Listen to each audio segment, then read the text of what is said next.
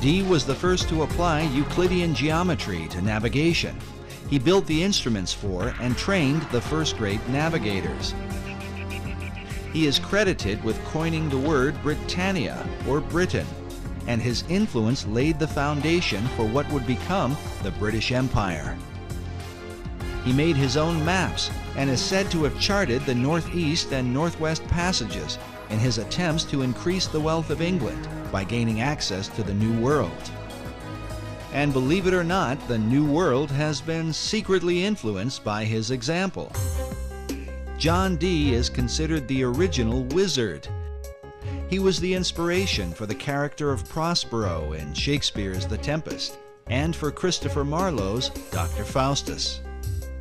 In the modern world, Dee was the role model for J.K. Rowling's Albus Dumbledore in the Harry Potter books, the character of Gandalf in Tolkien's Lord of the Rings, and even Ian Fleming's James Bond. Few people know that John Dee was the original Agent 007 in Her Majesty's Secret Service. Ian Fleming got the idea for his designation 007 for James Bond from the fact that that was how John Dee would sign his correspondence when he was overseas working as a spy for Queen Elizabeth. He would always sign his name 007. And that's where the concept came in for James Bond. Because James Bond was originally intended to be kind of a modern day Dr. John Dee, although it never really developed that way. So Freemasonry up to that point had been very much involved with just the craft of building buildings. It had been a guild in this country, and each country had their own type of Masonry or Freemasonry. There was no sense of it being a worldwide fraternity where religious belief or race did not matter. For that had been very racial and very religious, but Bacon turned it into a truly international society. This international society would also come to the New World. And while Bacon's Rosicrucians would maintain a position of careful anonymity, the Order of Masonry would stretch its hands in America to the very heights of power. Nowhere is the Masonic presence more clearly seen than in the design of America's capital city, Washington, D.C.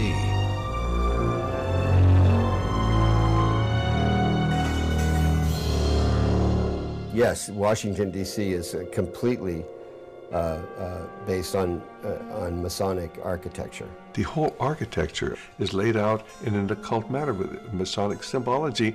Every major building in Washington, D.C. has a Masonic plaque on it. I mean, the Masons have permeated, and the other secret societies have permeated our society since the very beginning. In his book, The Secret Architecture of Our Nation's Capital, author David Oveson confirms the esoteric influence of Masonry in the design and building of Washington, D.C. Oveson reveals the occult ceremonies surrounding the laying of the city's cornerstone, a ritual that involved the father of the nation, George Washington. 200 years later, in a ceremony commemorating this event, Senator Strom Thurmond, himself a 33rd degree Mason, is pictured alongside the cornerstone upon which is carved a Masonic square and compass. If you either look at the map of Washington, D.C. or try and drive in Washington, D.C., you think it must have been designed by a nutcase. But actually it was designed by a Freemason, a French Freemason named L'Enfant. I think Pierre Charles L'Enfant was his name. And it's full of esoteric symbolism. Oveson writes that, like the pyramids of Egypt, the entire city was built in alignment with the stars, and suggests that the hidden purpose for the Masonic rituals is that America might be empowered by the gods of the ancient world. Can this be the reason for the pagan god and goddess images that have come to represent America? Tradition often claims that America was founded as a Christian nation only. But if this is the case, why are its symbols those of the pagan religions rather than images of Christ, the apostles, and stories from the Bible? Well, I think that this is where the great confusion comes in. America was founded as a Christian nation, but it was also founded as an occult nation. And there have always been two parallel forces here in America. One the Christian, one the occult, dating back into the 1600s. And until you understand that, you can't understand anything going on in the world today. The conflict between Christianity and the occult has compelled some to reject entirely the influence of God in early America. In February of 2005, CBSNews.com posted an article titled Our Godless Constitution. In it, author Brooke Allen wrote that our nation was not founded on Christian principles, but on Enlightenment ones. God only entered the picture as a very minor player, and Jesus Christ was conspicuously absent. A chief issue of debate are the very symbols that define the United States. Where did they come from, and what or who exactly do they represent? For many, the answers lie in the secret societies. I mean, you can see their influence on the back of the Great Seal of the United States, where in 1782 they put on a pyramid capped by an all-seeing eye with the slogan beneath, Novus Ordo Seclorum, the new secular order of the world. That was in 1782. It was put on the back of the Great Seal of the United States, hidden there until about 1935, when it was taken off the back of the Great Seal of the United States and put on the back of the American dollar bill, where it is today, symbolizing the influence of the secret societies on America. And you know, there are some of our Christian ministries that want to tell you that a cult symbol is a Christian symbol. It just goes to show how effectively the Christians have been misled, and they've been misled intentionally by people who've infiltrated the Christian movement and have told them, oh, this is a Christian symbol. Well, where in Christian symbology do you come up with a pyramid? Where in Christian symbology do you come up with a glorified eye? This is all the symbology that everybody who's involved with the occult understands. The glorified or all-seeing eye is known as the Eye of Horus, one of the most important gods of the Egyptian mysteries. Other pagan icons include the Washington Monument, an obelisk normally dedicated to the Egyptian sun god. Meanwhile, the idea for the Statue of Liberty was taken from the Colossus of Rhodes, one of the 7 wonders of the ancient world, and combined with the imagery of the goddess of ancient Babylon, Queen Semiramis. But what do these esoteric elements tell us about the founding fathers of America? Who were they, and what was the light by which they saw the world and themselves in it? The majority of the people who were in founding fathers were either deists, or else they were free thinkers, or they were Rosicrucians, or they were Masons, or they were all of the above. But the issue is not black and white. Researchers are careful to point out the God-fearing nature of early Americans. If we take the founding of America as the time when the Puritans came over, if that's the time that was taken, and the landing of the Pilgrims, you remember, and that date there, if that was taken as the founding of America, there was no question. These are solid Christians, out, and they were looking for freedom. They did not want to be persecuted by either the church in England, which was the Anglican church, so the Puritans would have been persecuted as dissenters.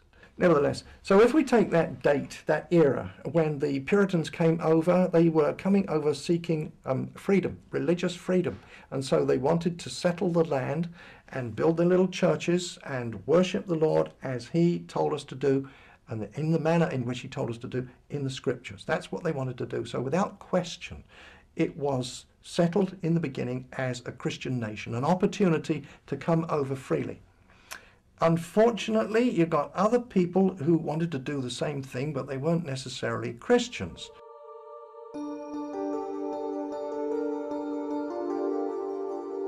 By far, the chief source of contention is the involvement of the Founding Fathers with secret societies, namely Freemasonry.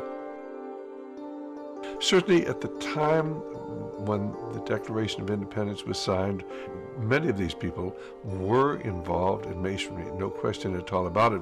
But it wasn't because they were dedicated to the esoteric principles of Masonry. Many of these people were strong Christians. In America, initially, the men that were elected, I believe 90% of them were all God-fearing men. People, on the esoteric side want to say, oh, this was a Masonic country.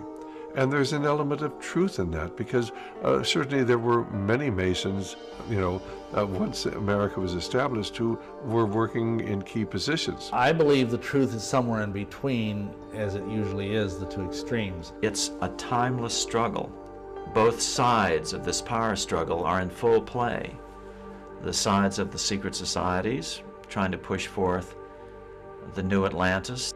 And so it doesn't surprise me that most of these men in the Continental Congress or the signings of the Declaration of Independence were Masons or whatever. That doesn't surprise me. It doesn't even bother me, because I know that underneath them is a vast horde of people that were biblical Christians. On the back of the dollar bill, you'll see the symbol on the left-hand side of the bill, which is Annuit Coeptus, which means our enterprise is now a success, or our enterprise is crowned with success.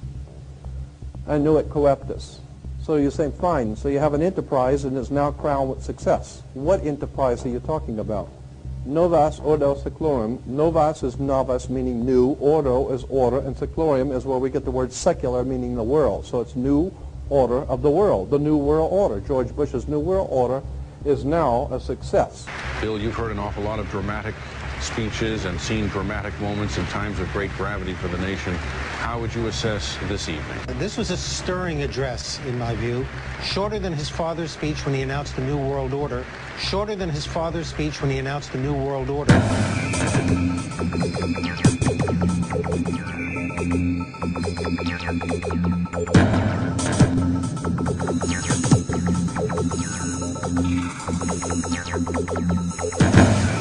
1934 is when the Federal Reserve actually finally took total control of the United States monetary system, and that's when they said it is now a success, because this is a symbol, this is an emblem of a secret society of Freemasons called the Illuminati, the German Bavarian Illuminati. They were a secret society founded in the south of Germany. They were called the Illuminati, the illuminated ones, the enlightened ones.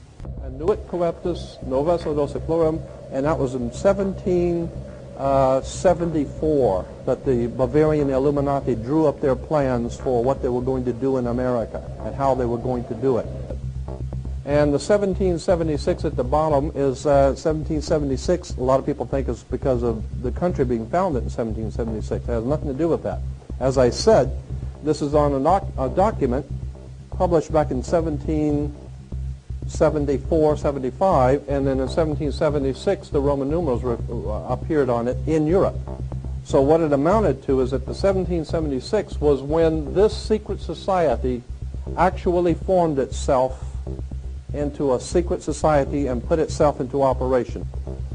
They were the basis for what we call today in our country the Bavarian Illuminati was the basis for what we call today the Colombian faction. The Colombian faction of the Illuminati came here right after this government was formed, and that's where we get today this Columbia Space Shuttle, Columbia Movies, Columbia Television, Columbia Records, everything, Columbia University. As a matter of fact, Columbia TV, Columbia Broadcasting System, CBS. What is the symbol for CBS? It's the all-seeing eye. And that's why our government is in the District of Columbia, because these guys own our government. They print our money, and they own not only the government, but they own you. You are their property. So, in other words, these guys print the money, they run the country, and they own you, and they own everything around it. And so they make the laws, and that's why they can decide who can kill who, and who can get away with who, and who can get away with whatever, because they make the laws and they decide, all right?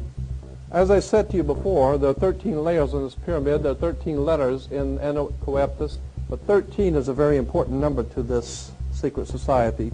There are 13 stripes, there are 13 stars here, which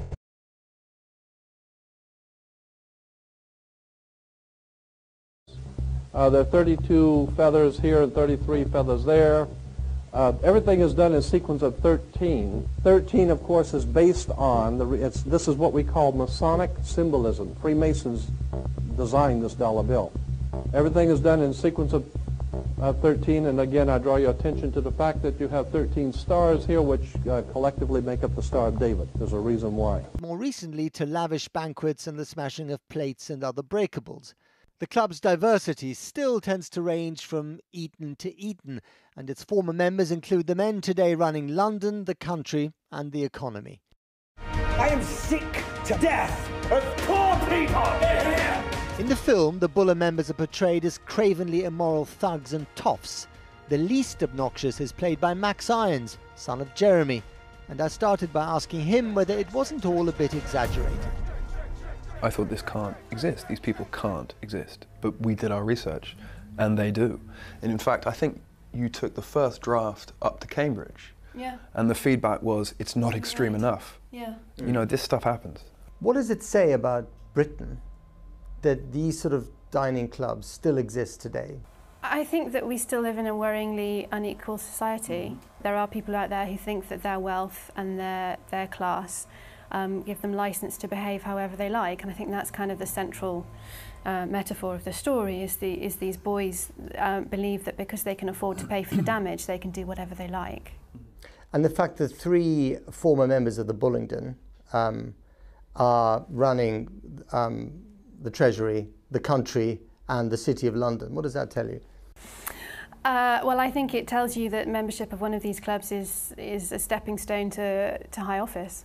But there's equality in terms of, you know, finances, and then there's the inequality of class, which this is what this film is really about. Do you think that the kind of visceral inequality of class, the poison of class, is more pronounced now than it was, I don't know, 30 years ago, 40 years ago? Yeah, because I think class and wealth go hand in hand in that respect.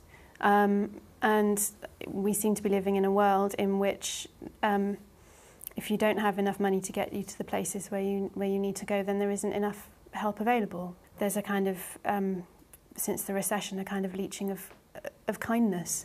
Because normally the subject of British class is dealt with a sort of benign, rather in a wry way. You know, I mean, on the other end of the scale, 4 weddings and a funeral, but there's always a bit of a smirk and a smile, and it's basically, it's easily digestible. This is different. Yeah. Well, the idea that that the upper classes are largely harmless is potentially a dangerous one. And we're used to seeing them in that kind of cosy setting. I think I like that this film is doing something a bit darker. What about you, Max? But you come from that world in a way, don't you? I mean, you're not a toff, but you did go to a private school and all that. So I did go to a private school, but we're not attacking people who go to private schools. We're not attacking people who went to Oxford University. We're attacking a particular set of values. Very rare to find, but they do exist, and we're pointing the spotlight onto that section of society.